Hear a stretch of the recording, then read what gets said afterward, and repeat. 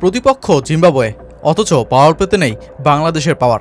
আইপিএলের ম্যাচ দেখতে দেখতে যারা বুথ, তাদের জন্য টাইগার এই ব্যাটিং ডিসপ্লে দেখাবে হতশ্রী। টি-20 ক্রিকেট যেভাবে এগোচ্ছে তাতে অনুমেয়ই আসন্ন বিশ্বকাপের 22 গজে রানের বন্যা বইবে। সেই সাথে সুপার 8-এ ওঠার পথে তো থাকছেই কঠিন চ্যালেঞ্জ। অথচ যেখানে বিশ্বকাপের আগে জিম্বাবুয়ের বিপক্ষে দারুণ একটা ব্যাটিং ডিসপ্লে দেখানোর কথা ছিল বাংলাদেশের, সেখানে ধুঁকছে টাইগার এই ইউনিট। তাই তো প্রশ্ন উঠছে, ইনফর্ম তাওহিদ হৃদয় ফ্লপ হলে কি হবে বাংলাদেশ দলের?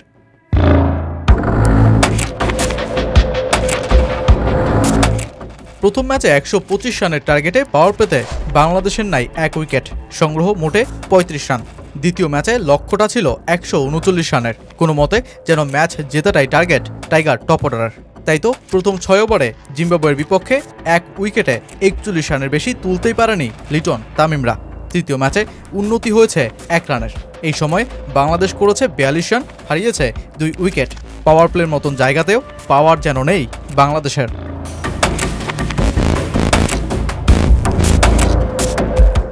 টি-20 বিশ্বকাপের আগে সেই পুরনো ব্যর্থতাই ঘুরে ফিরে। টপ অর্ডারের যে রীতিমতো বেহাল দশা। একটু এই বছরের টি-20 পরিসংখ্যানের পাতাতেই ডুব দেওয়া যাক। সর্বোচ্চ রান তাওহিদ হৃদয়ের, স্ট্রাইক রেট 150। দুয়ে থাকা জাকের আলীরও রান ও স্ট্রাইক রেট আশানুরূপ। এছাড়া মাহমুদুল্লাহ রিয়াদ আর রিশাদ হোসেনও করেছেন দুর্দান্ত স্ট্রাইক রেটে ব্যাটিং। ওপেনিং পজিশন আর টপ অর্ডারের লিটন ও শান্তর তো একেবারেই ভয়ঙ্কর চিত্র। লিটনের স্ট্রাইক রেট নেমেছে 97-এর ঘরে, শান্তর 107-এ।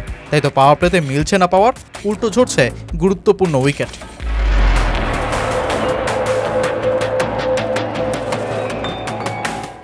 জিম্বাবুয়ের বিপক্ষে তৃতীয় ম্যাচেও অফ ফর্মে লিটন। 80 স্ট্রাইক রেটে 12 রানেই হন মুজারাবানির বলেই বোল্ড। শান্তও ফেরেন 6 রানেই। তানজিদ হাসান তামিমও আজ 21 রানের বেশি করতেই পারেননি। 60 রানেই 3 উইকেট হারানো ইনিংসকে এরপর এগিয়ে নিয়ে যান মিডল ওভারের ভরসা বনা তাওহিদ হৃদয়। সঙ্গী হিসেবে পেয়েছেন জাকের আলীকে। দেশীয় স্ট্রাইক রেটে 57 রানে সবশেষ তিনি হন মুজারাবানির ইয়র্কারে বোল্ড। একই ইয়র্কারে মুজারাবানির শিকারে পরিণত হন 44 রানের জাকির আলীও। সবশেষ ইনিংস 165 রানে ঠেকলেও প্রশ্ন উঠছে, বিশ্বকাপে আরও ওয়ার্ল্ড ক্লাস বোলারদের সামনে কি করবে বাংলাদেশ?